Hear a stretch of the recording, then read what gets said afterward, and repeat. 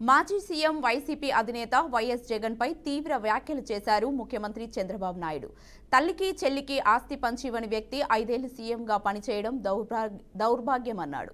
సమాజంలో ఆదర్శంగా ఉండాల్సిన వ్యక్తే అడ్డగోలుగా వ్యవహరించారని ఆరోపించారు. మగవారితో సమానంగా ఆడవారికి ఆస్తి హక్కు కల్పించిన ఘనత టీడీపీకే దక్కుతుందన్నారు.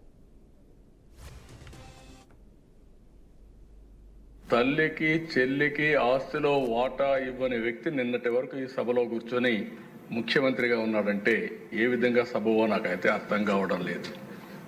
నేనేదో విమర్శించాలని విమర్శించడం లేదు.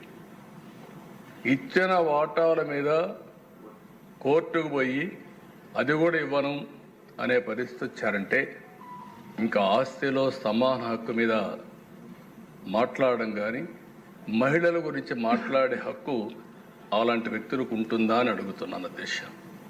ఎందుకంటే అధ్యక్ష, ఈరోజు మనందరం ఒకటి గుర్తుపెట్టుకోవాల్సిన అవసరం ఉంది. రాజకీయాల్లో ఉండే మనం ప్రజలకు జవాబుదారీతనం, మనం ఆదర్శంగా ఉండాలి. మనం ఆదర్శంగా ఉండి ప్రజలకు కూడా ఆదర్శమైన విధానాలకు స్ఫూర్తినిచ్చే బాధ్యత మన పైన ఉంది.